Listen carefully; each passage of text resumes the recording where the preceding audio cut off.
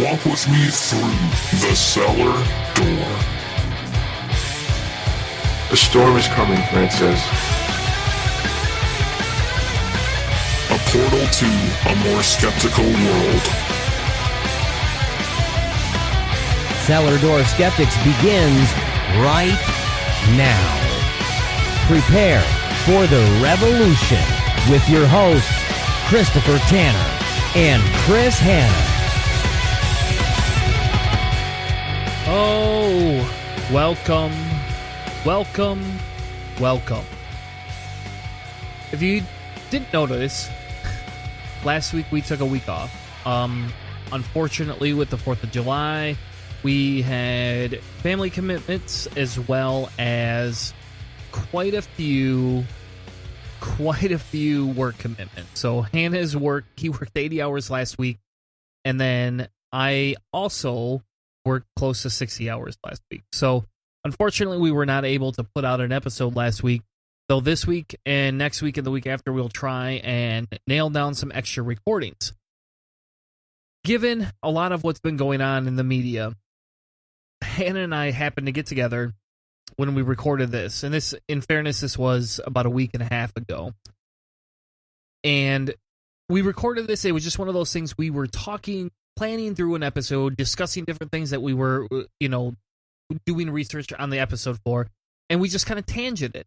And the next thing you know, and so everybody who doesn't know about the show, I usually hit the record button whenever Hanna and I get together. So sometimes, if he's like, I gotta go, to bed, and he wants to start, I don't bother to record. But for the most part, we have a couple hour discussion, at least once a week, sometimes twice a week, before the show. And so I record them. And maybe, I guess, if people were interested in it, wanted me to put them on Patreon and wanted to become a Patreon follower for $1 an episode, we could do that. Hannah and I have some very unique conversations. But every once in a while, those conversations turn into something that says, hey, stop a second, turn the media off, take a personal minute for yourself, and come back. And I'm not saying we should, immediately ditch all of the horrible things that are happening in the news right now. The horrible things happening to our country. I'm not saying you should always have to take a step back. But if you feel, for whatever reason, the overwhelming pressure, you feel that you're losing your activism, right? Or you feel everything is just so overwhelming and you're starting to become depressed from it, you do need to take a step back. And yeah, it is a little bit of a privilege to be able to do that. I do, I will admit that. But sometimes I think it's just necessary for everybody to take, even if it's just a couple of days off. Well, during one of the episodes that we were recording, when we had started off, we went on this whole tangent and we ended up actually recording 2 episodes in one night. But to begin with, we just had fun catching up as friends, as co-hosts, and as people trying to figure out how to distract themselves, even if it's for just 2 hours from this crazy, crazy situation. So I thought, given the holiday week, everybody's coming back, there's so much heavy media right now, that I would do and put this episode together and allow you to hear some of the raw moments between Hanna and I as we actually have conversations as friends. Don't worry, we're not changing the style or the format of the episode. This is just an inside glimpse into what, 2 friends that have been friends with each other for quite a while now get to talk about and think about in an effort to distract themselves from the craziness going on. So without further ado, I will introduce you to the conversation between Hanna and Tanner that started out talking about Hannah's not love interest in Type O Negative.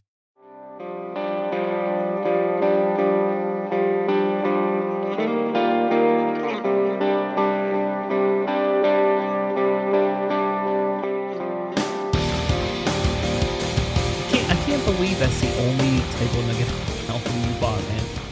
Like, I own every single one of them. Yeah, I know.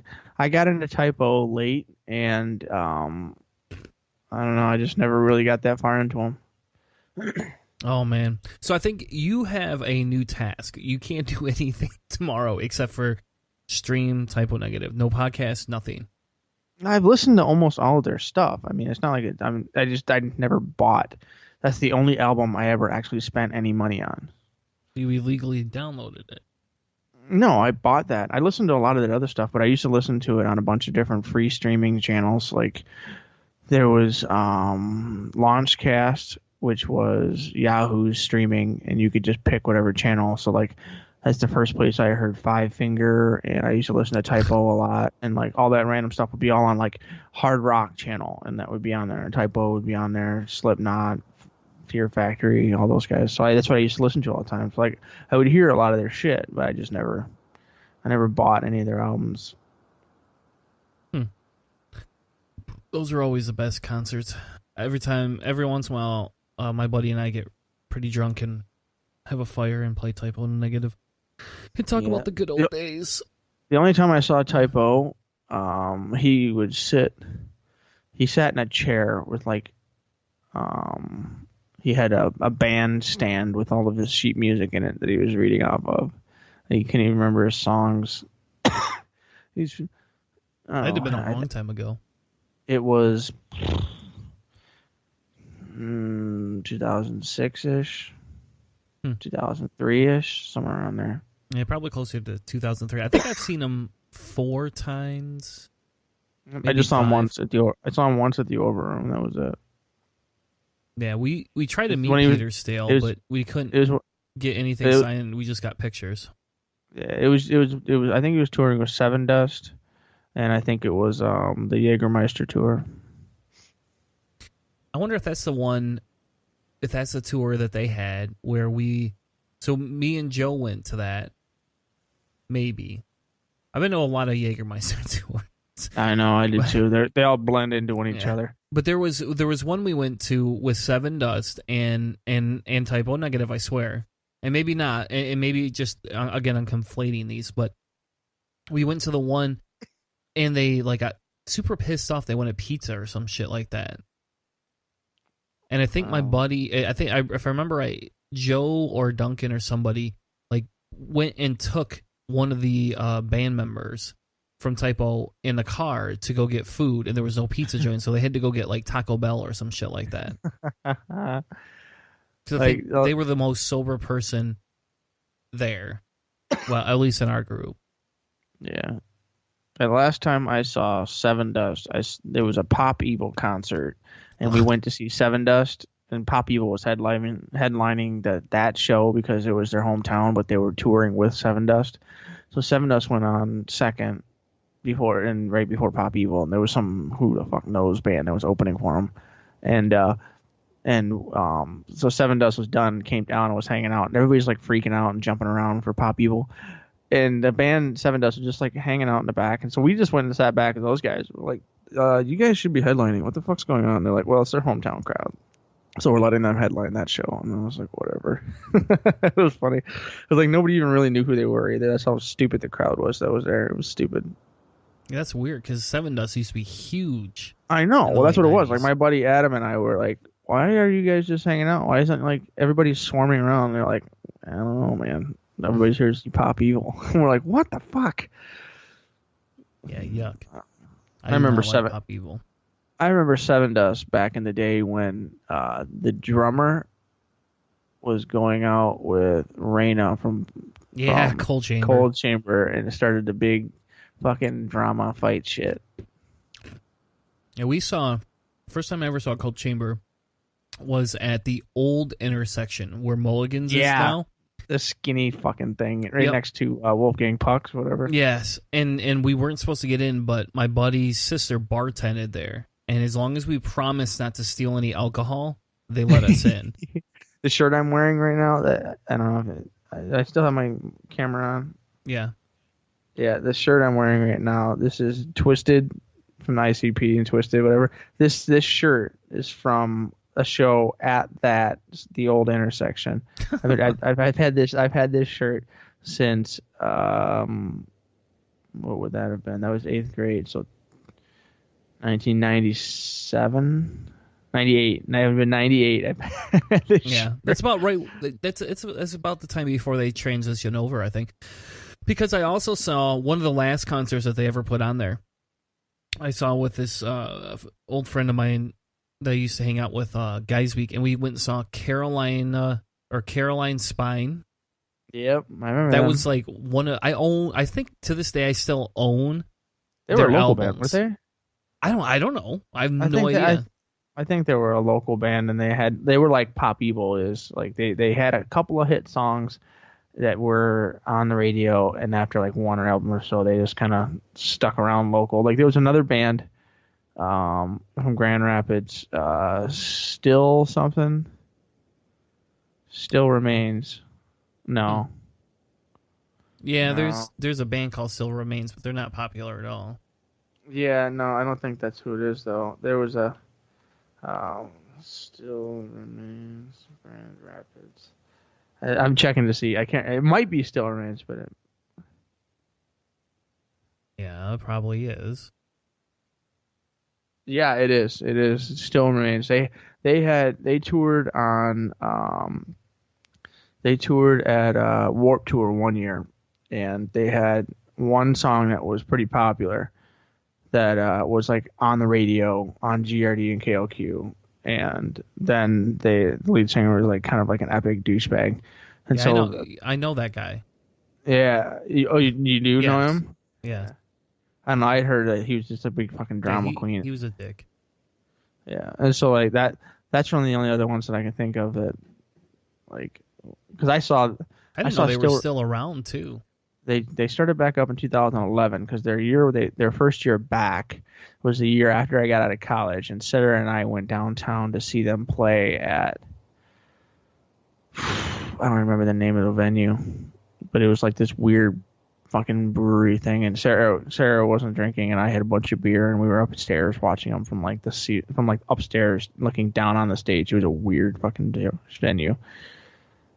Anyways, it was like Stooges used to be. I don't know if you remember Stooges. Mm-hmm. Oh yeah. Yeah, they had the upstairs, and you could see down on the stage from upstairs. That's how this place was, but it wasn't Stooges. I don't know where the hell it was though. But The Carolina Spine still has a weird website. I don't even understand what their website is supposed to be. it's Caroline Spine. Yeah. Sorry. Yeah. They're from Phoenix, Arizona, so not Grand Rapids. Yeah, that makes sense. Mustard Plug is the one we used to go see. Mustard Plug all the time. The pseudo punk. Those guys are like ska. weird. It's ska. Yeah. Man. It was like when the Mighty Mighty Boss Tones and a lot of those bands were really popular. Real Big Fish. Mm-hmm. Like the ska punk stuff. Oh, the good old days. Yep, 311 was still had that one rapper guy. You'll never guess who I'm going to go see this week. Probably not. Everclear.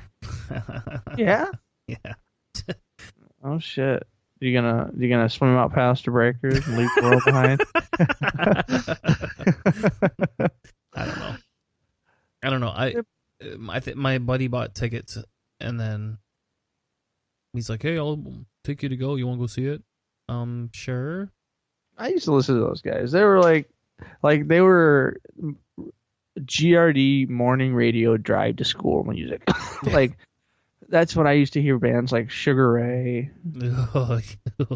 All that shit was the same thing every morning.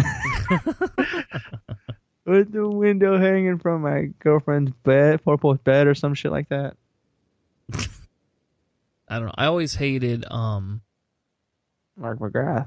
yeah.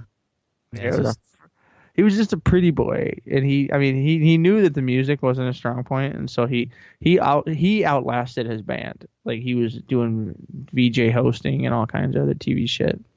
Well, you want to know something fucking hilarious? So last night they had the E3. You know what E3 is, right? Yeah. They have the E3 conference for Bethesda. It was a whole weekend, but yeah. No, I know. What was Bethesda's big day yesterday? Yeah. And guess who opened their thing?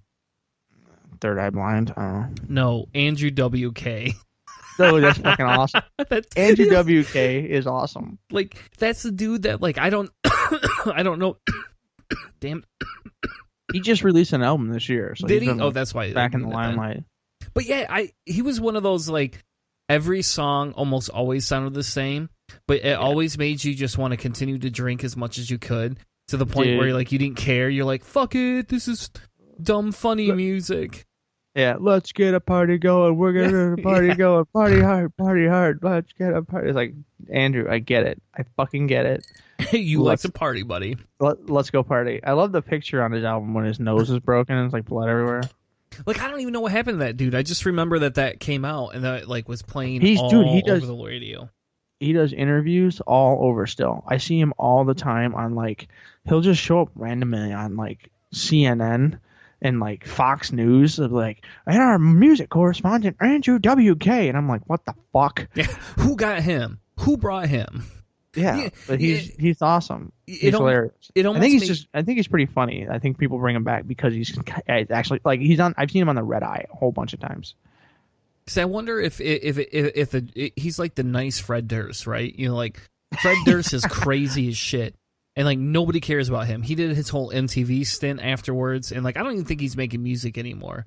And he bet he is. He's probably like a producer or something. No, but he had this weird. Hold on, I gotta look this up. He had this weird. I couldn't tell if it was a religious documentary. The last thing I saw Fred Durst in, he was a bartender on an episode of House. He was completely bald. He had his hat off. He's completely bald. Looks like Mr. Clean. He definitely. Yeah.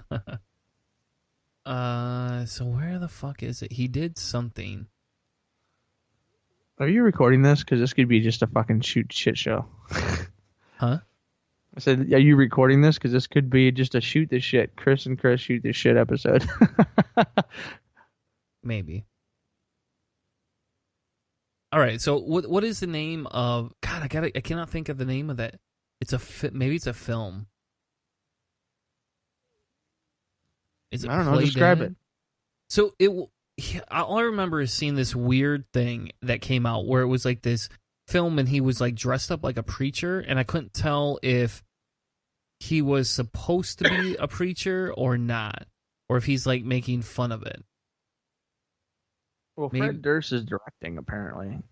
Yeah. John Travolta is a stalker in Fred Durst's new film, Moose something. So he has a black comedy film called Play Dead with Jake Busey. I'm assuming that's Gary Busey's son. Yeah, he is. He's insane. He was the killer in the truck the movie where the truck chases people. Rear View or something like that. Yes, yeah. But also a weird movie. John Travolta is some kind of weird old stalker guy in the movie Fred Durst directed. So I wonder if it's population 436.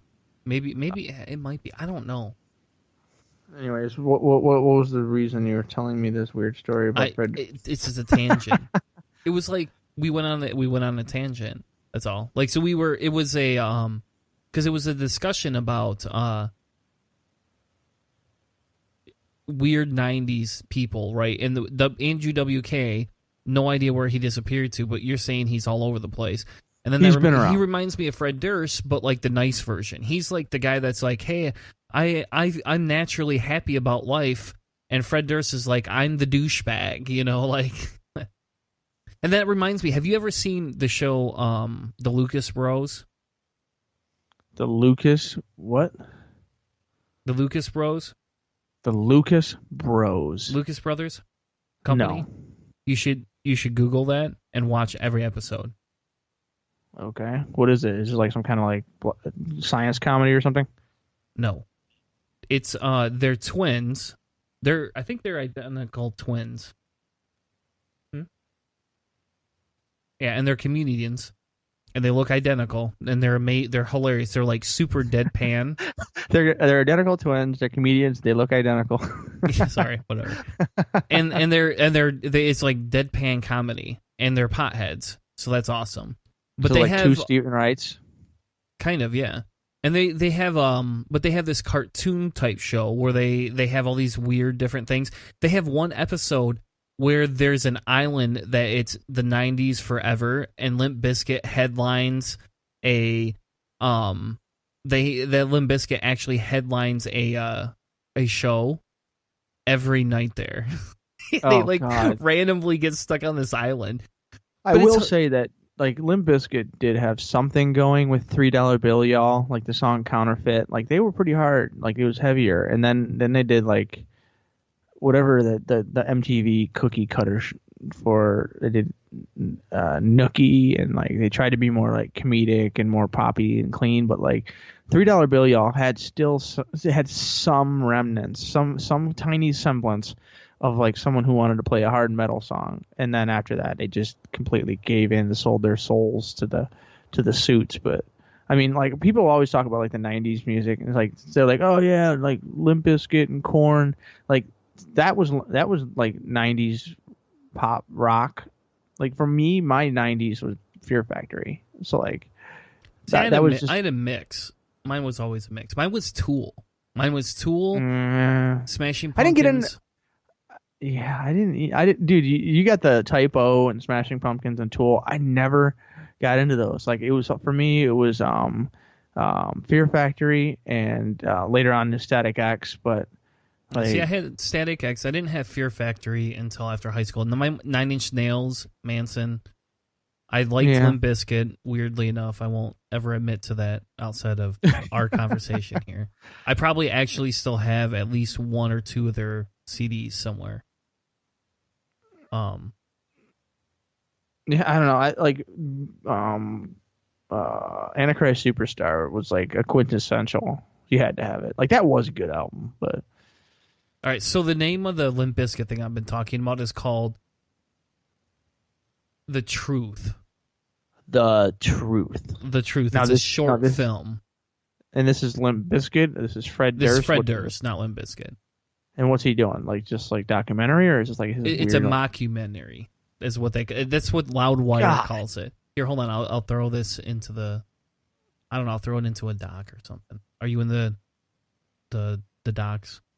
I'm in the episode for this episode. All right. So I started a new one entitled BS for You. It's in there.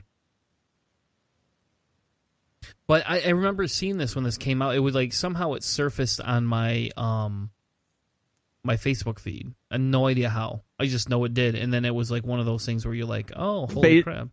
Facebook connected with the deep state, and they said, like Chris Tanner wants to know the weird shit Fred Durst is into now. Like that's horrifying. I hate that. And they got you to click on it. That's how well they know you, you creeper. And I did, and I've watched this. And I'm going to probably go back and watch this tomorrow. Like I actually probably will watch this just because we talked about it now. It's 33 minutes long. Maybe we should do that for an episode where we watch it and make fun of it. We can make fun of the mockumentary. That'd be funny. Well, if it's on Loudwire, I automatically am suspect, just because like Loudwire is like the most like mainstream that rock can possibly be. So like they own tons and tons of radio stations and stuff. So like I don't know. So I just posted it in there. There's an interview that I'm not going to read right now because I don't care that much. But there's an interview. And then they have the YouTube video of the actual movie. And this is what it says. It says, though you probably know him best as the front man of Limp Bizkit, Fred Durst has enjoyed his second career as a filmmaker. Never heard of any of the films he's been in, but I guess he has. He's filmmaker. He's helmed the indie film The Education of Charlie Banks and the Ice Cube vehicle The Long Shots. Never heard of either of those either. Now he's starring in and is directing The Truth, a mockumentary about faith and those who seek it. He plays Evangelist, a deranged and possibly crooked preacher who likes to smack his acolytes with chairs. That's the thing. Like we should watch this, and if it's like a real knock to religion, we could do it as like, if it's like a, some mockumentary. So if he's like, this guy's taking himself super seriously, but he's obviously making fun of evangelicals and preachers or whatever. Or we could just like watch it, and if it's like semi-serious, and we could just beat the shit out of it. But like, cool, because like, have you seen Marjo? What's Marjo? No. Okay, Marjo is a actual documentary from 1979, and it's about a guy who was a child prodigy television preacher. His parents made something like $3 to $5 million off of him on TV doing the Sunday morning whatever. So it's okay. Hold on. So I'm going to the Wikipedia for it. So it's Marjoe. Oh, no, I don't think there's an E at the end. I think, well, there might be. Yeah, he's Marjo Gorthner, a precious childhood preacher with extraordinary talents. Yeah. So the whole premise of the book is that his parents used him to make millions of dollars, just peddling basically evangelical horse shit. And he dropped out and joined the California counterculture in the 70s. And then he didn't have any, and this is the real deal, man. And so they won a fucking Academy Award for this. And so they want to, he said, you know what, I need money. I don't have anything. So what he did was he said, you know what, I'm going to bring a film crew along, and I'm going to show everyone exactly how the preachers do it. And the whole movie, I have it on my computer. The whole movie, they basically, he says like, okay, this is how you get someone to have a fainting spell when they come up to touch you, and this is how you can see what woman is about to drop because she's so close to having that euphoric moment and meeting God, where you just touch her head and she faints and passes out. And he talks about how there's some places where you can, like, there's a chemical you can put on your forehead so that while you're talking, and once you start sweating, a T will appear on your forehead. And so it looks like you have the mark of the cross on you and stuff like that. All these tricks. And he goes up and he says, this is how you do it. And then he goes up and he does it. And he's completely and totally saying, like, he's pretending to be a preacher and a believer. And they recorded the whole thing. And he just swindles and proves that it's all bull. It's all completely and utterly fake. It's awesome. It's a great movie. I'll have to load it up into and send it over to you because you'll love it. Yeah, I would watch that. That sounds. Remember, so who was the Randy? What's the guy's name? Randy, the really old gay magician dude. God, I can't remember. James Randi? Yeah, yes. Is that it? No, that's not the Amazing Randy. No, I know, but he did he did the same thing though. He wasn't a childhood preacher, but he did the same thing. He actually went and like outed one of the like really popular evangelical Peter Popoff. Yes. They were using radios to talk to each other. Yeah, they had that. I should watch that again. I really like that. They had that on Netflix years and years ago, and Beth and I watched that. And like I love called that Honest movie. Liar. Yes. James Randi, The Honest Liar. Now, the one I'm talking about is called Marjo, and that I first heard about that in Hitchens' book, God Is Not Great. He mentioned that Marjo is he says it's a cretinous combination of Mary and Joseph into a single name. I love it. That's what it says. No, that's what it says in the book, and that's what his parents did when they named him. They named him Marjo, is because they were mashing Mary and Joseph together. God, I love when they out. I love it when they out Christian preachers. You would love that documentary. I'll send it to you. All right, I would definitely watch that.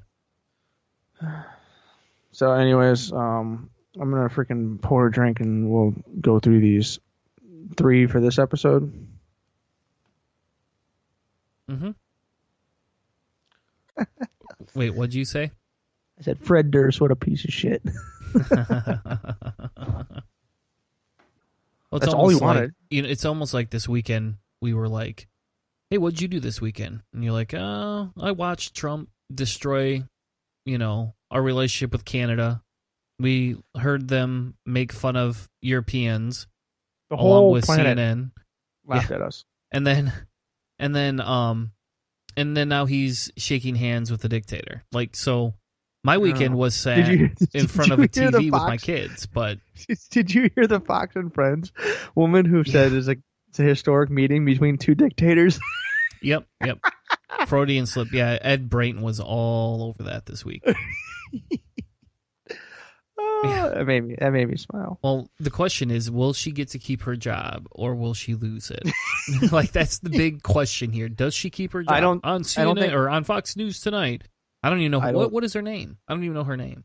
Yeah, that's the thing. She's not big enough or important enough. She's kind of like a side, like she's an anchor, but she's like not like a big name anchor.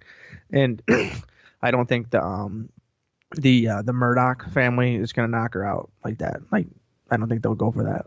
Yeah, I mean, yeah, it was a like Freudian slip. It is what it is, right? You know what I mean? Yeah, it's just funny. I just thought it was funny.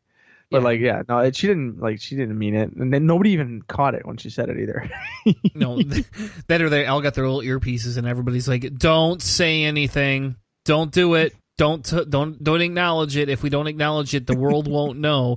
But they forget there's like shows like John Oliver who pay people to do nothing but watch news clips and find that shit. Yeah. I mean, have you ever seen some of his news clips where they talk about like the local news? Like they had the one with where they were making fun of like St. Paddy's Day and all these people are trying to talk Irish or whatever. Oh God. I don't know if I saw that one or not, but yeah. All I know is that we have shitty jobs compared to them. Why can we not work? Why can we not work for an organization where we do nothing but Google like newscasts and watch them and clip them and put them into funny little takes? Because you lose your mind. Because that would be the best job, though. I don't know. Like, here's the thing. Like, people see cat videos on TV or on the computer, and they're like, "Dude, cats are fucking awesome. Look how funny that cat is. That cat does one funny thing a year, and they just cat that one. And my cat does nothing funny ever. Like, I could be one of those people. I could be one of those people doing the research for that show and never see something funny. All you do is watch Fox News and get angry all the time. Like you never find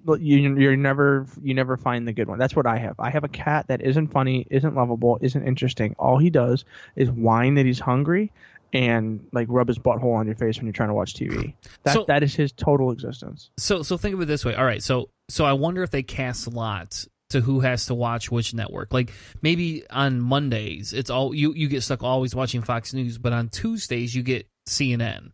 Or you get Chicago, or you get Los Angeles, and there's you know who Philip K. Dick is, right? Of course I do. Okay, well I'm just asking because there's some people that don't know who he is, and so I've read everything he's ever written. Okay, well so Amazon. I spent a whole summer listening to his stuff. Yeah. Anyways, Amazon has this show. I think it's called like Electric Sheep or something like that, and essentially they take a bunch of his short stories and they made it into a show. Yeah, they took his short stories and turned them into like animated. I haven't watched them yet. It's I just not noticed animated. that. Well, the image or whatever it was like the they're cover. not animated shows. They're actually not. like I haven't and they have watched different any of them celebrity yet. stars in them. Yeah, it's basically like the show Black Mirror. Yes, it's similar to that. Black Mirror gets its cues from Philip K. Dick's Paranoia, like modern science fiction. And it's paranoia about overwatching, and like technology, because like Orwell got Big Brother right, but Philip K. Dick got technology and like surveillance right. He thought the CIA was watching him. One of the reasons why he killed himself. He was so paranoid that he was being followed and watched. Like if you I didn't think he killed himself. I thought he had a stroke. And he decided not to go to the doctors, and then died from it. Yeah, I'm pretty sure. I don't think he killed himself, man. I mean, I guess he did when he didn't go to the doctors and deal with it, but no, maybe that's what it was. But anyways, the movie that was the book basically, but the movie with Keanu Reeves in it when he was in Robert Downey Jr. What was it? It was they're the bugs and shit. Damn it! All right, I can never remember. Anyways, that movie was all about was all about like Big Brother and everybody was like a surveillance state watching each other. A Scanner Darkly. Yes, because that's a book of his. Yes, and that's that weird amazing. Animated one. Yeah, that's a weird movie. That's a actually fucking weird acid movie. trip. All right, but anyway, so the Amazon one had the they have all these weird short movies. Essentially, they're like 1 hour long. They're actually really good. If you have Amazon Prime, you should go watch those. That's what I'm gonna do. I just found out that it exists. I didn't know it existed, and so now that I know that, because they have Man in the High Castle. Yeah, I've never seen that actually, but I want to go see that now.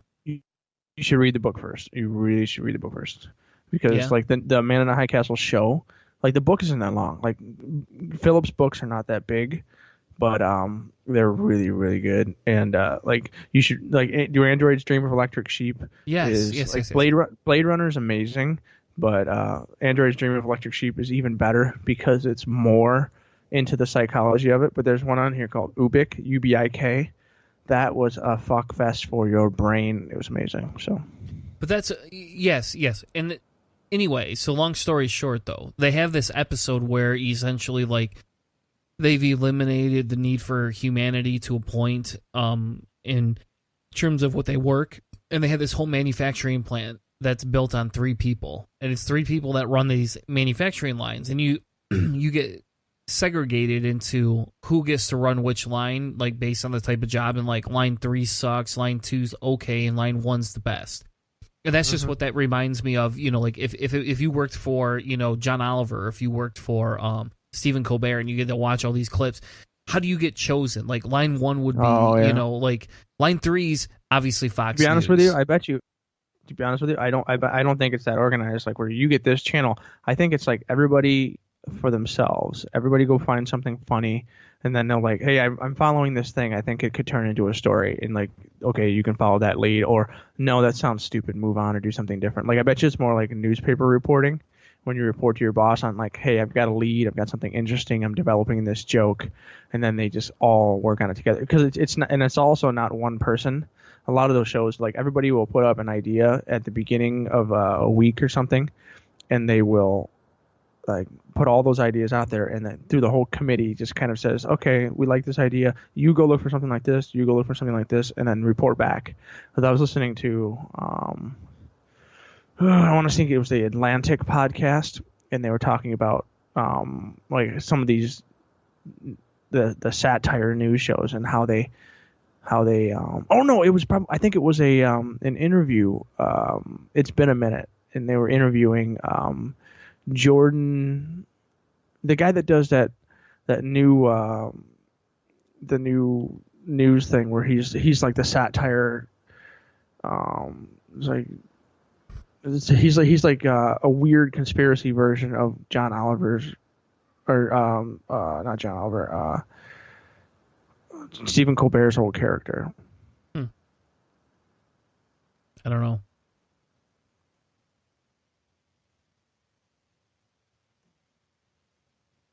Jordan Klepper.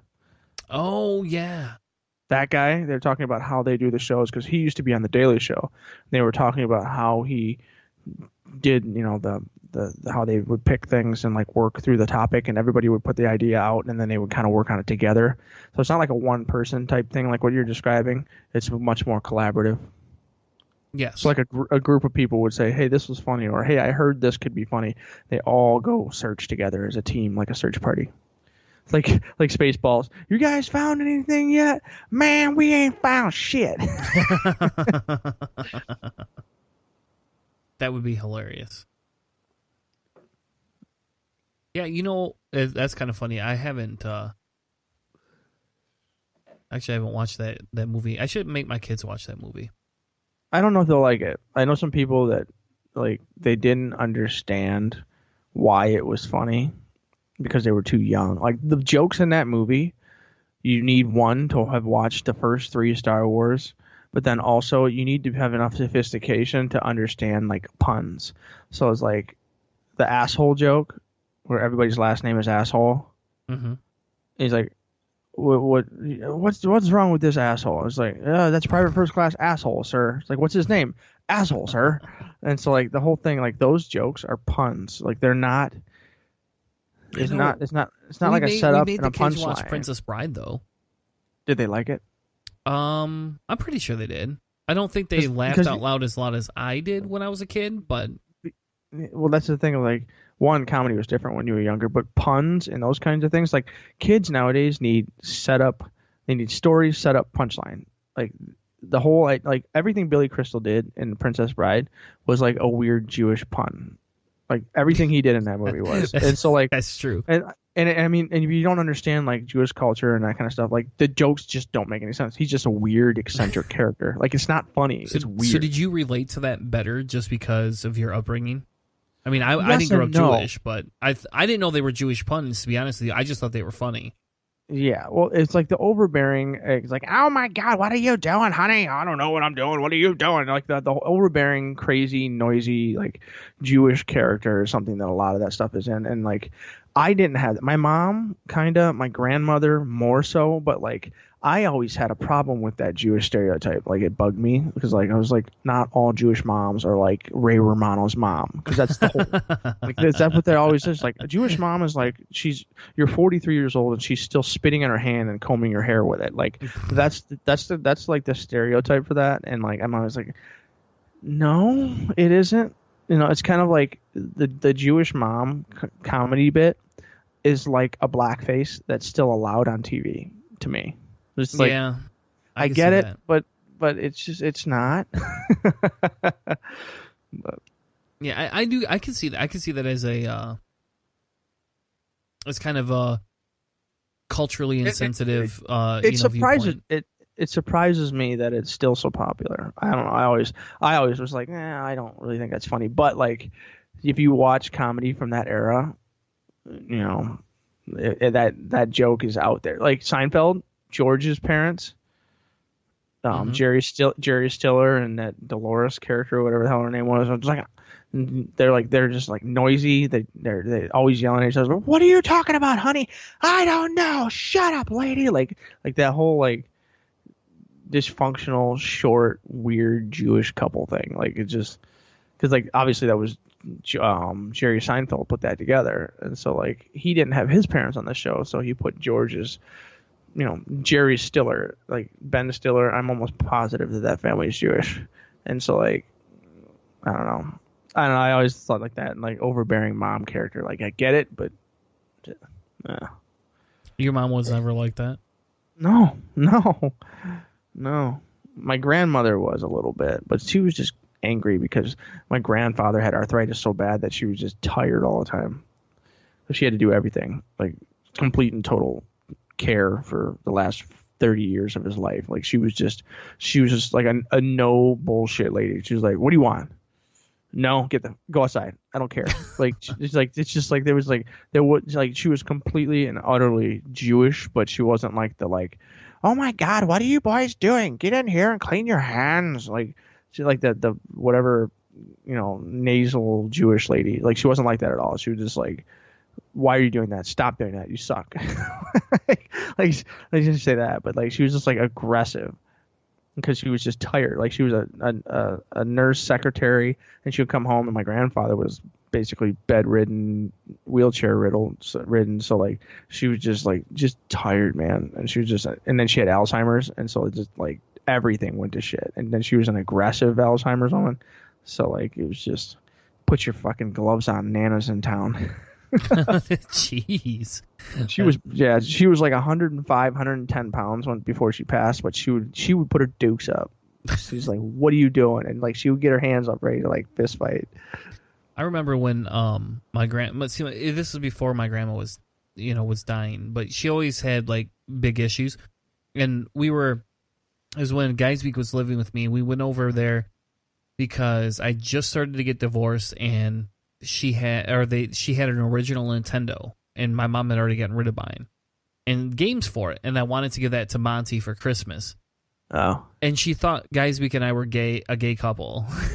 Like I'm not serious. Like she like went on this whole weird like religious anti-gay thing, and it's like, Grandma, we're not gay. We're like you're just living in my house. I can't afford to live by myself. He pays rent and he's not home very often. You know what you should have done? You should have been like, Grandma, it's okay. I just suck his dick so I can pay rent. We're not a couple.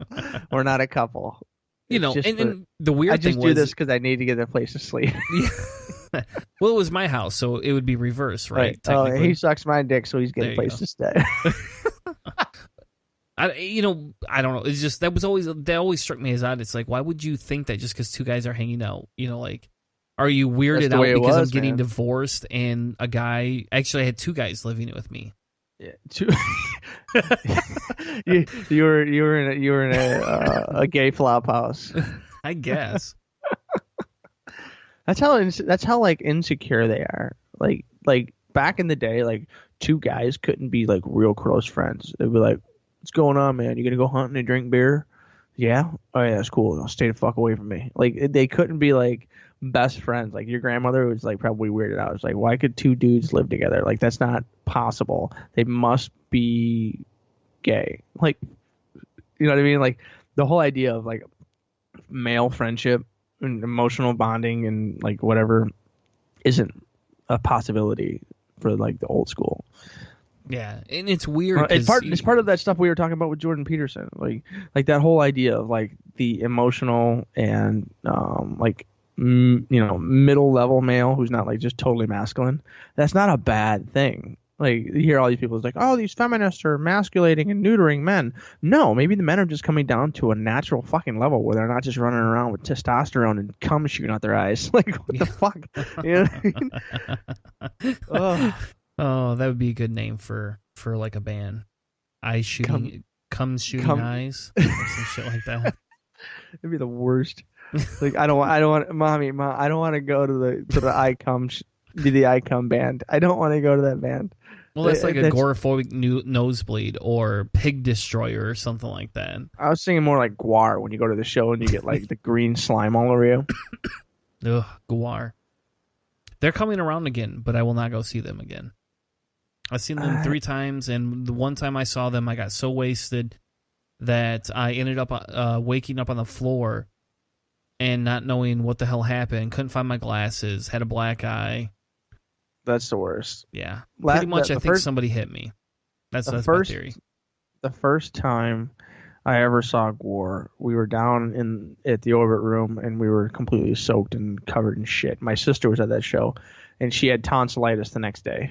So we think she got like poisoned by the dick shooting red liquid out of it, and it gave her tonsillitis. And I was like, did you give Maximus a blowjob, you creepy little shit? And she was like, oh my god, like she was so fucked up, and they had to go like take her tonsils out like within like a couple of days.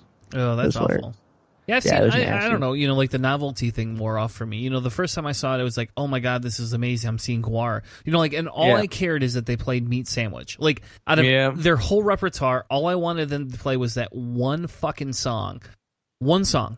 That's it. Like, I made my kids, when they were really young, listen to Meat Sandwich. Like, I tortured my kids by making them, and that's the only Gwar song I ever made them listen to.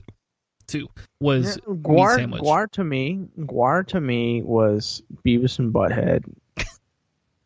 That's what Gwar was. Gwar was something that Beavis and Butthead loved, and since Beavis and Butthead loved it, I thought it was hilarious. I always saw Gwar as the green Jello that evolved past, you know, random weird side stage shows, because that's some crazy shit there. I've seen Green Jello quite a bit, and it was kind of the first time I ever saw Green Jello was the night. I believe it was the night Obama got elected, actually. Wow, that's late as fuck. Yeah, like the first time I ever saw that, I'm trying to think if Obama got elected. I'm pretty sure it was. It was the first time that they decriminalized pot in Grand Rapids. I know that. Or they medicalized it. I think that was 2008, and I'm pretty sure that's the year Obama got elected. But like, I just remember like those bands that were like, it was like a spectacle, like bands like Head PE and Green Jello, Gwar, first generation Mudvayne. Like, it was like a spectacle. It was a fucking adventure when you went and saw them. Well, and when I was younger, I loved that. But like after like the first time when you're completely coated, it's like ICP was the same way. You're coated in Faygo. It's like this insanity.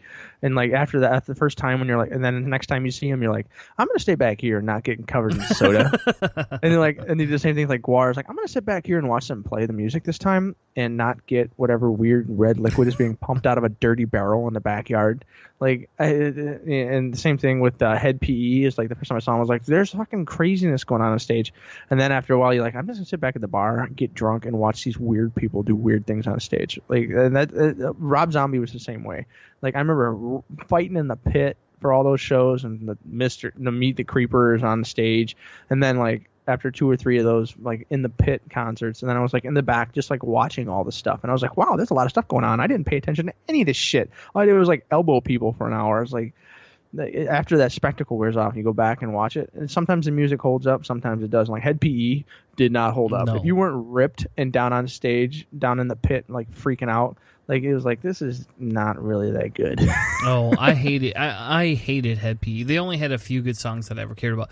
It was, but like the Green Jello thing was always a weird. It was weird because I never heard of them. Like it was never anybody I knew of as a kid growing up. And it was my buddies. That's why like, I was surprised that you saw them in 2004, 2008. No, 2008. Yeah, it was this weird. They're still around. I've actually seen them 4 times since then. But they played at this place. So when I lived in Wyoming, it was a place on, God, I can't remember the name of the damn street. It's not Granville, but it's a street just west of Granville, over there, kind of in the ghetto area. No, west, not east. And I don't remember. It was the Whiskey Saloon or the Whiskey Lounge or something like that. They don't exist anymore. And it was just this really weird local show. And my buddy's like, you have to go to this. This is going to be amazing. And I was like, all right, whatever, I'll go. And they had this thing called, they had this like band that came on before them that was made up of some of the members of Green Jello. That was this weird, like, bastard blasphemy band or something like that. And it was like this completely, like, they came out with these weird satanic like cartoon character like puppets and like puppet heads and stuff like that. And it was like, I was like, I'm sitting here blown out of my ass, like, oh my God, I don't even know what the hell why are these people wearing puppet heads? Who the fuck would do this? And my buddy's like, this is so awesome, you gotta love this. And I'm like, yeah, it's like going to see Buckethead or something.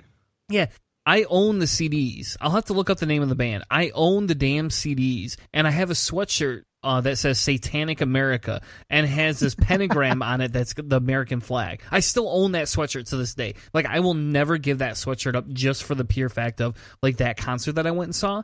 But, like, it was, like, really weird. Like, there's 2 bands that opened, and I think they were all the same incarnation, just a few different people that were all related to Green Jello. I saw a freaking Clutch show like that. They called it an evening with Clutch at the Orbit Room, and it was like the band came out minus the lead singer and played for an hour and a half, all instrumental. And then they came, it was Clutch. They just came out and jammed for like an hour and a half, and then they took a half-hour break, and they came back out, and then they played a normal full set with the lead singer. It was awesome. Weird. It was like this, just hour jam session with the band of Clutch, just listening to just freak out, just like a jazz jam, but Clutch. And then they came out and did like all of their hits, Jesus on the Dashboard and everything. And so you're like, dude, those are the same guys. Like, I didn't know it was the same band that came back out. I was like, who's this instrumental band? Whatever, let's get some beer. And so we were just like jamming and chilling. And then like Clutch came out and played, and like we're like, it's the same guys. It was so cool. It was a sweet night. And that's kind of the same thing when the 4th time I saw Green Jello, they came when I lived in Wyoming. They came to on Stratford. They came to that 36th Street Lounge or whatever. Yeah, and which is a weird. Oh, that was a weird bar. I don't even know if it's still there or not. But we went there, and they had these other bands that I didn't like open. By the time they got to it, they're inviting people on stage. I have a picture of my buddy Andy, who's normally like this super introvert. He's on stage with an Elmo head on, like dancing around, like a fake like puppet Elmo head on. I'm sitting here in the crowd, like, awesome. Yeah, I don't want to wear any of these puppet heads because God only knows how many nasty ass people have in these puppet heads. Yeah, but some guy itching his butthole and he puts that thing on his exactly. head. Yeah, exactly. It's just, here he is, on stage, and here's all these other people on stage. Like all these people I know, they're all because like they basically had enough puppet heads to outfit the whole crowd, almost the whole fucking crowd. That's how small a show it was. That's awesome. That was what I used to do. Like, I used to go out Thursday, Friday, and Saturday night. We would just go find some live show. Like, my friend Josh, I used to hang out with. That's like, he'd be like, let's go do something, man. And so I'd be like, all right. He's like, well, what are you gonna do? And I was like, oh, well, obviously we're going someplace with some live music. We just go see some show going on somewhere. And he kept a pair of earplugs in his car. because he wasn't deaf, and so his ears would fucking hurt after hanging out with me for a while because I could just turn my hearing aids down and it just sounds like you're in your car listening to the radio when I'm at a show. Mm-hmm. That's crazy. That's better than what we did. Usually, we only went to shows we know. Well, like I would go to I would look online to see okay, most of the bands would have some kind of a label. Like I didn't go to Skeletones to hear the local hippie bands or whatever. They were not all hippie, man. I went to Skeletones and saw Ed Gin there. Okay, that was one of their last concerts. That was one of the best fucking concerts I've ever been to. Whenever I went to Skeletones, dude, it was always some art avant-garde thing. It was just people up there with people coming out of Kendall or something that were doing some kind of prog. Or Christian ska bands named Empty Hand. We played there. Yeah, I know. This. I don't know. I never had a good experience with Skeletones. I never had one. It's because there was no alcohol there. That's why.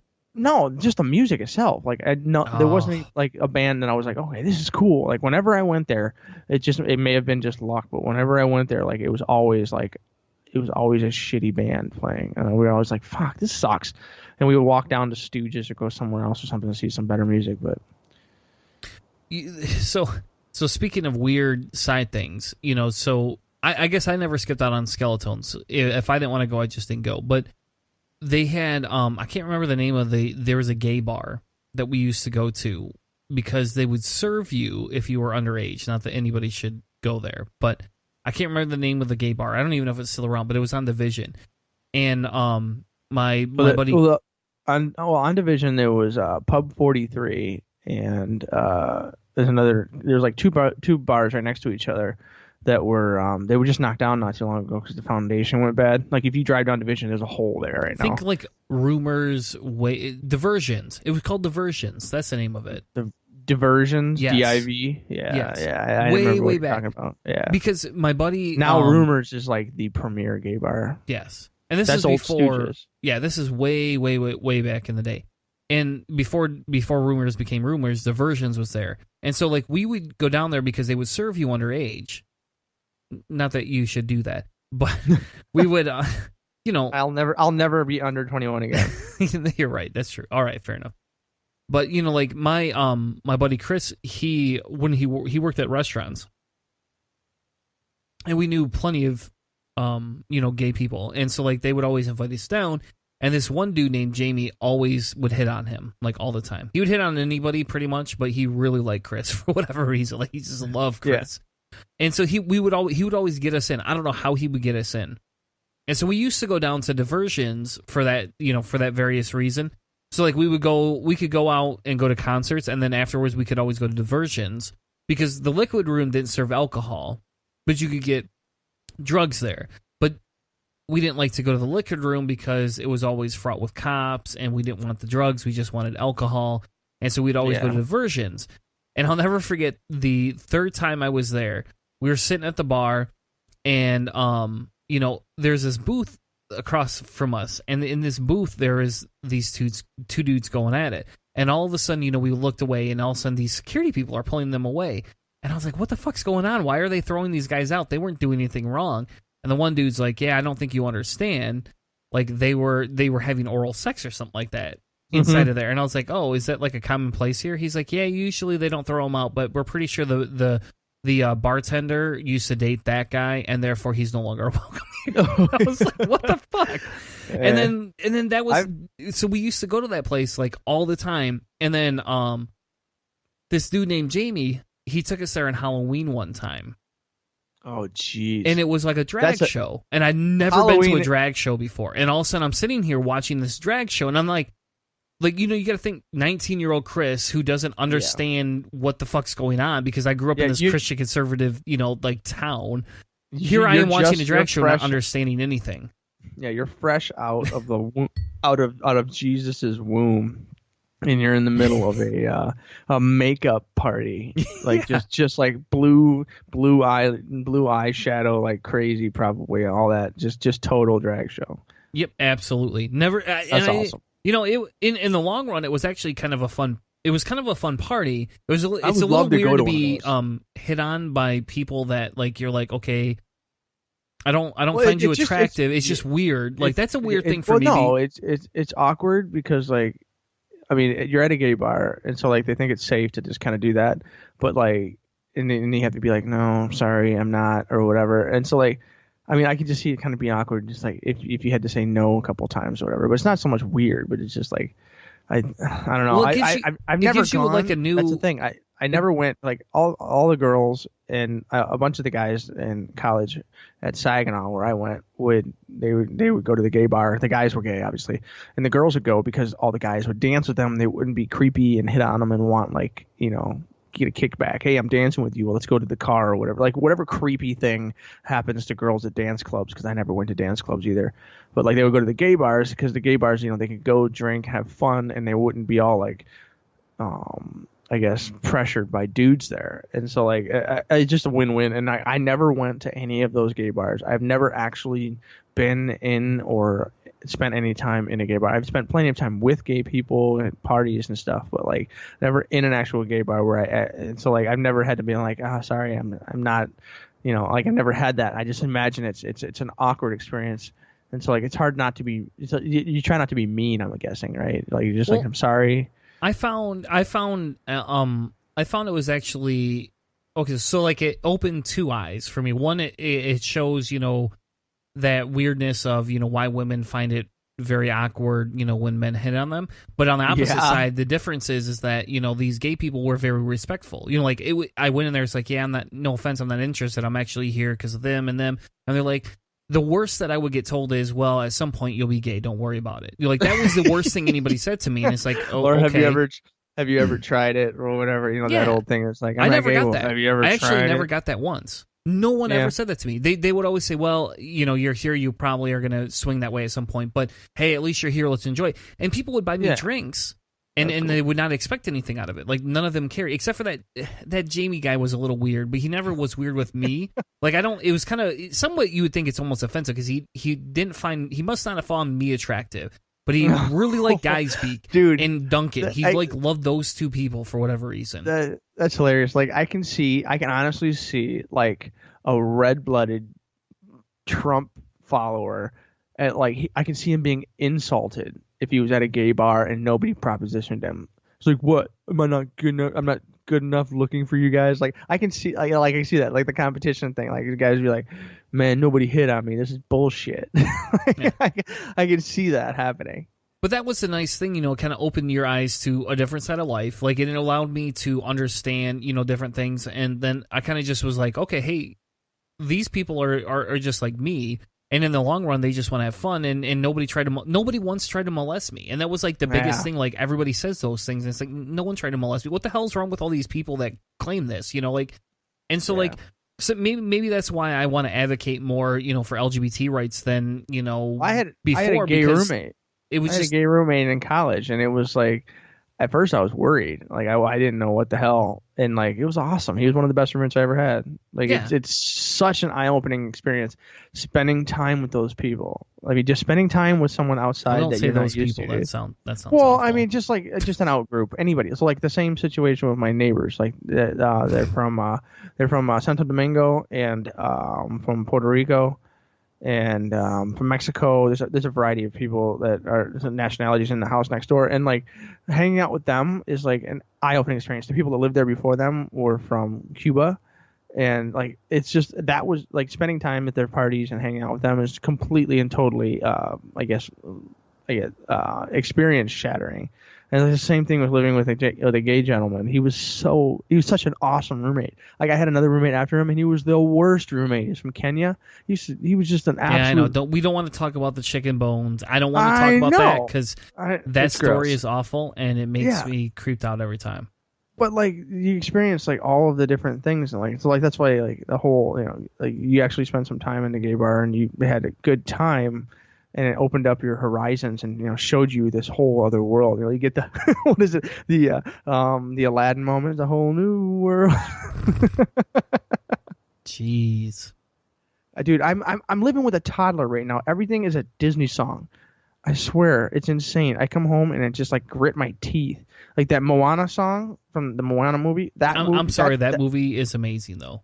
I love that movie. The theme song, whatever the song is on that I get mad when that song comes on. I don't know if it's because I've heard it so many times, but like I get mad. I get angry. I turn my hearing aids off when that song comes on. Like Frozen, I can deal with, but I still probably turn my hearing aids down a little bit. But that Moana song. So it sounds like you need mad. me and my daughters to come over so we can sing Moana with your child and just torture you even more. That's what it sounds like. It sounds like you need to have a couple of more children singing the same song. No, I'll take my hearing aids out and I'll put them in a freaking garbage disposal. Well, that would be insane because you paid like $5,000 for those damn things. So no. Anyways. But I don't know. Yeah, dude. You have two daughters. I know. I got another load of little girl coming here pretty soon. But I'll tell you what. It doesn't matter. Like they're gonna like what they like anyway. They might not like Disney the whole time. I mean, both my kids. So my kids watch Japanese anime now. Like we watch that Totoro is my friend. Like all you do is just you compromise. That's how I do this. Like they like let's watch Trolls. Let's watch this. Let's watch it. Oh, hold on. We're gonna watch this one. First. Trolls I can deal with because those are covers of songs on the Trolls show. But some of those songs are like okay, like classic rock. I know, deal with that. But look, man, you be able to introduce them to like things like Spirited Away. Like you're gonna be able to introduce your children to these different little things that you're like, hey, this is what I find interesting. Just don't do the Graveyard of Flies. Whatever you do, don't do that one. Yeah, no, I know I know my way around those kinds of things, and so like it'll be interesting to like see I'm hoping that there'll be one of the two will have a dark enough personality, a dark enough sense of humor that like they'll like some of the more like. Have you met your daughter? Your daughter smiles at every train. Your daughter is overly confident and smiles at every little thing. Literally, your daughter does nothing but smile. You know that, which is like kind of creepy almost, like because it's almost like because she's the redhead, right, and the freckles, and it's like no freckles. That's Children of the Corn. Children of the Corn, right there. No, she is not. I'm gonna get her some overalls and shit like that. What was that guy's name? It wasn't Elijah. Damn it! What was the dude's name in Children of the Corn? He had a biblical name. The guy that yells Outlander. Anyways, but regardless. Anyways, but no, the new one, the brunette.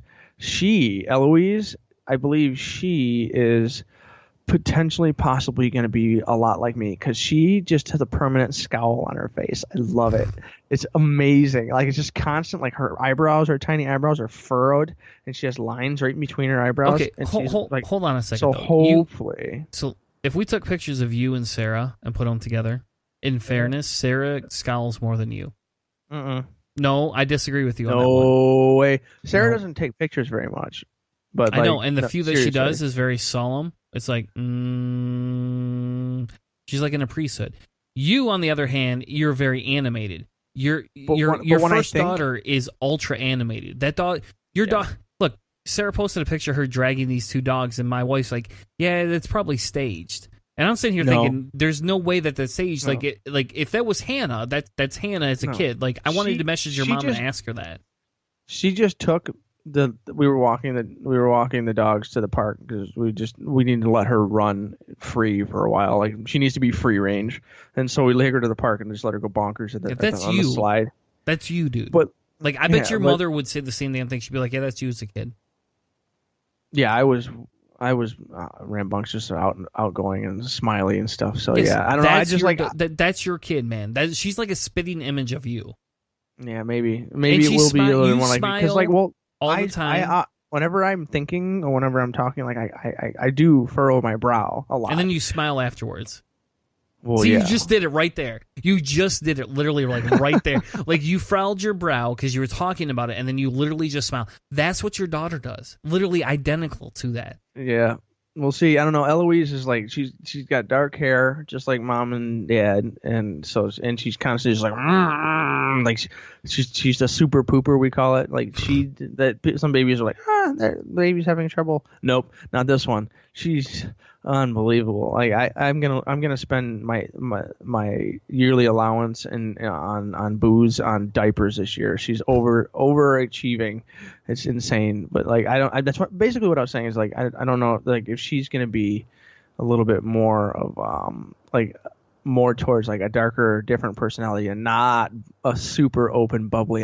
That's what I'm saying is like I'm not gonna get two sides of the coin, right? It's just gonna be like Two-Face here. I'm gonna have Aveline who's just like bubbles and princesses, and then like have like Daria on the other side, like just a super intelligent, but like, and on the other side, I don't know what it's gonna be like, but like I'm hoping that I get like because like I don't know if Aveline will be interested in like some of the stuff that I like metal and some of the more darker things. Like maybe I don't know if she'll like reading. Like when I was younger, I read a lot of Poe and a lot of that kind of stuff. And it's like I don't know if she'd be interested in that.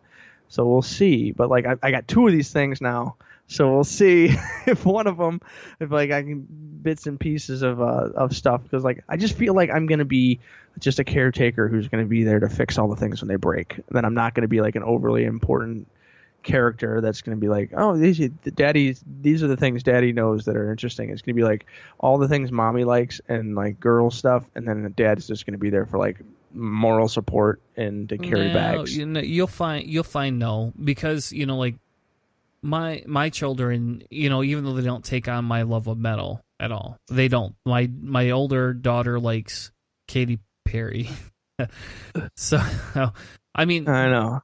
They don't. I mean, we do have mosh parties every once in a while in the house, and like I'll play some, and I don't play like the Fear Factory stuff. Like we go like some straight, Mushroom Head or something. Oh no, dude, no. We go well past that. We go straight to Pig Destroyer, to the Chariot. Just so like to them it's white noise, but you are. Oh, they love it. Hearing, I have videos of them dancing to some of this, and I'll videotape. We'll mosh to this. We won't hit each other. We'll just dance in a circle and you slam dance. You like swing your arms around. Yep, and I got some of them where they scream like bloody banshees. In the long run, they don't listen to this and they don't want it in the car. Like in fairness, they'll have fun with it like every once in a while. Either the hip hop or the electronic music in the car. But yeah, they have fun to it. And the difference is you'll find that on your side of things, you're going to they'll pick up different weird little niches.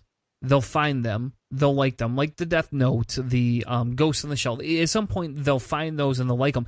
Even my sons are like that. Like they pick up video games quite a bit. What about That's books? Easy. Do you like the same kind of books that you do at all? Because like I one of the things no. No. God. One of the Except things for, I cannot wait. I want to try reading is like I want to read like so my daughter, Hitchhiker's Guide to the Galaxy or like my kids, Hobbit my or younger ones aren't old enough for that. My older ones, no, not as much. My one stepson, he loved the Martian, and I don't particularly care for it, but he liked, like we nerded out on the discussion of the science of it. Like he actually, instead of like coming to me and saying, hey, I really like this book because of these, he's like, you should like this because of the science. Like he picked out what I would like in that and said, I acknowledge you probably don't understand the story or like the pace of it, but this is the part you would like. And, I'll be honest, I never read the damn thing. No interest. But, I have an issue with some of the unrealistic properties of poo-poo potatoes, but majority of that book, but it's cool. It's like reading that book is like reading a textbook though. Yeah. Like it really was put together as an episodic science education tool as to how you could actually do it. Like it really is. It's pretty dry. And I would agree with you. And so that was nice. We were able to bond over that. But like outside of that, like I mean, they don't read the same books I do. They have no interest in Stephen King in any way, shape, or form. My one son kind of got into it a little bit. But he wouldn't read it, and so it was like, whatever. I mean, he went and saw the new movie. We watched the old movie, but no interest in the books. He went and saw Dark Tower with me, and then like complained that I complained the whole movie. I was just gonna say, I'm assuming you didn't like the Dark Tower movie then. I loved it. We had this conversation on the show. Don't you remember this? I remember you were like talking about everything, and like I hadn't seen it or read the novels, but like most of the people that I know that read the books, they weren't very happy with the movie. And so like I remember you were like you liked it for a certain part, but like so like even now still to this day it's like the movie was a good movie still.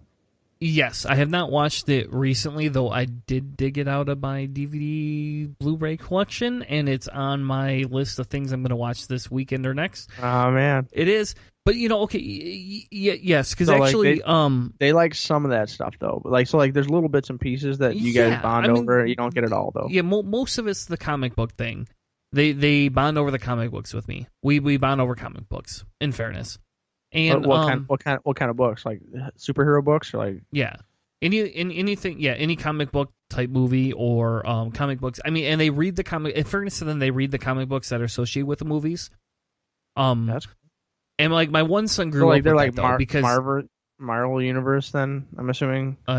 We're more of a DC family, but we Really? do enjoy Really? Marvel because I grew You up. must be disappointed about those movies, huh? No, I'm not. But we can talk that's about right. that some other time. We can argue we about that. did- I'm not. I don't think No, Zack I just- Snyder is that awful of a director. I think the problem is that people don't like that it fits the comic book feel without actually being a comic book, and people have a hard time with that because it doesn't relate as well into a movie. But if you like comic books and you understand the logic behind how a comic book is written and how all the different scenes are, I don't like You know who the the Nerd Writer is? Hmm. Have you ever heard of the Nerd Writer? No. I'm gonna send you a link to his Nerd Writer is a guy who does YouTube videos, but he also does blogs and stuff like that. He talks about the difference between the Marvel universe and the DC universe, and why some people really like the Marvel one, and what the Marvel universe does to be interesting, and the seriousness of the DC universe and some of the stuff that they do that like pushes people and turns them off. Like it's probably the best description difference between the two. And like there's a level of seriousness and like playful jabs in the differences between them. And like I think that'd probably be the area. So like for me personally, like I've tried both and I didn't really like either of them. Like the Guardians of the Galaxy was like just like pulling my hair out experience for the second one. I'm just like, See, and I've never seen the second one. I've only seen the first.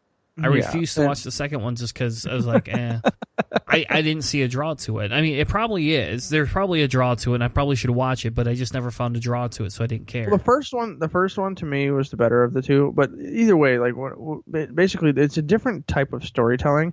And so if you probably have a little bit more, like you said that you like the Superman versus Batman, and or was it Batman versus Superman? Regardless, that like you like it was more serious and there was a lot more deep thought and like deep experience and emotional stuff that was in that. Like the Marvel universe doesn't get that deep. Like that Thor Ragnarok book or movie was like 1984 packaged into, or like 1983 packaged into a modern movie or whatever. Like so like there's a different recipe there, like a different flavor. It's like, but like they like the books. And they obviously, you guys do like the movies or whatever. So it's like for me, comic books that I really liked and stuff. Like I love Spawn, and some once again, it's like the darker comic books. It's like I just don't see my daughters liking that stuff.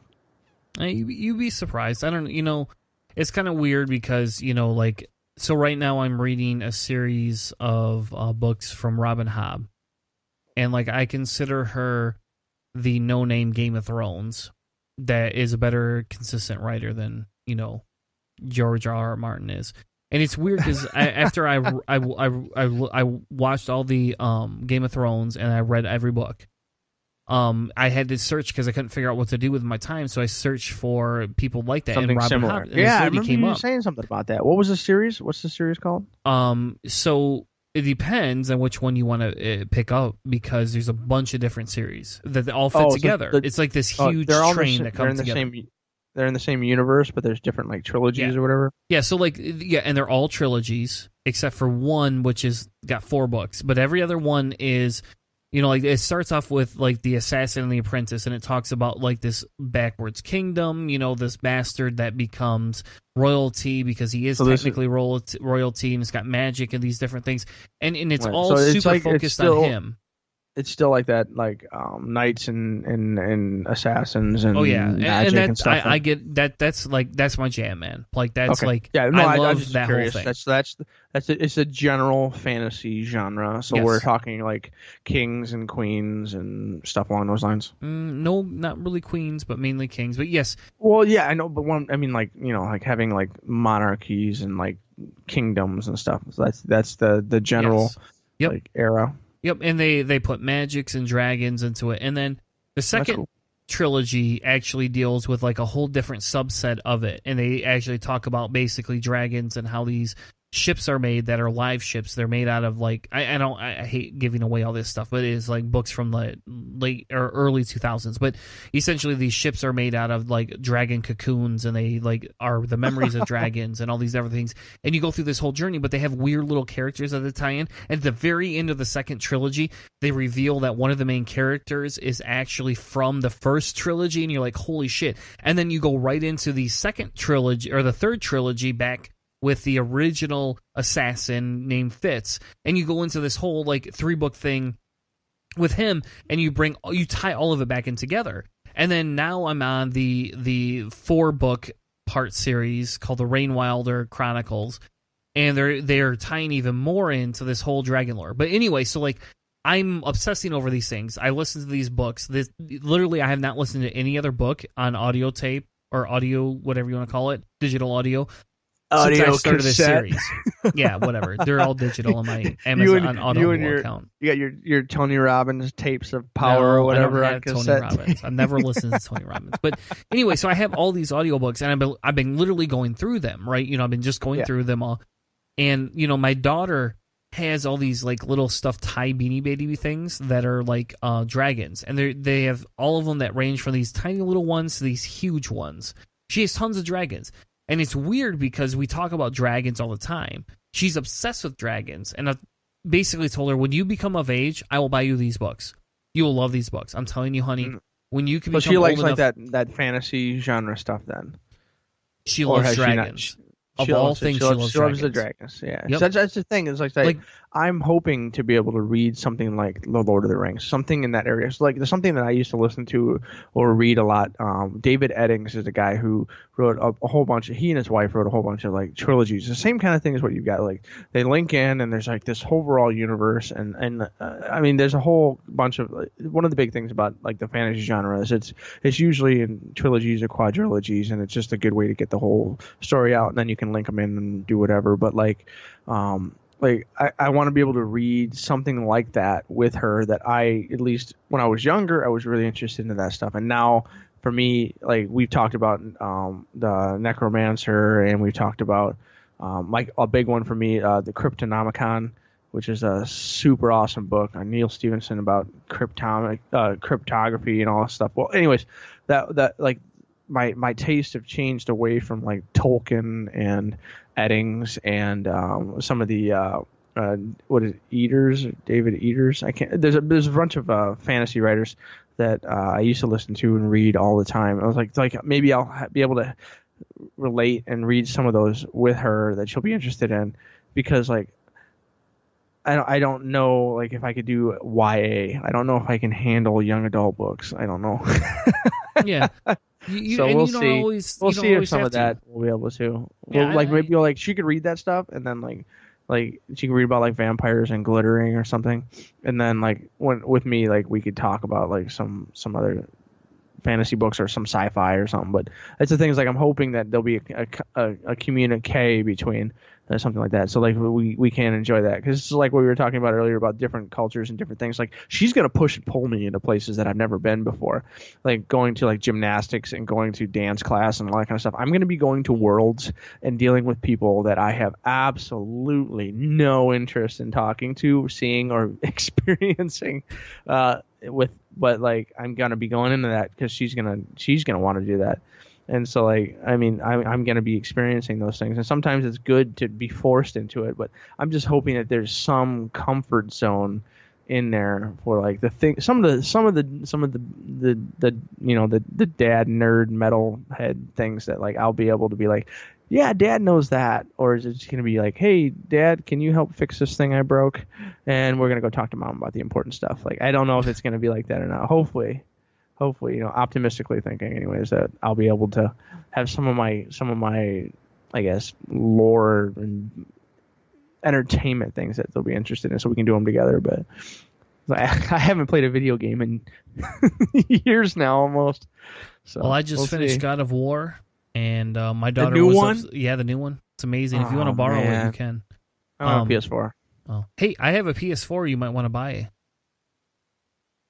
Just saying. I kind of want to get a PS4 Pro, so. What's the difference? Besides memory. One has 4K and one doesn't. Faster processor. You have a 4K TV? Not yet. Not yet. God, you cheap. you, my old man's got a 4K TV. I go to his house and I just drool on his living room floor. Yeah, not yet, but if you bought my PS4 and I got a PS Pro, I might just have to get one, so. That's crazy.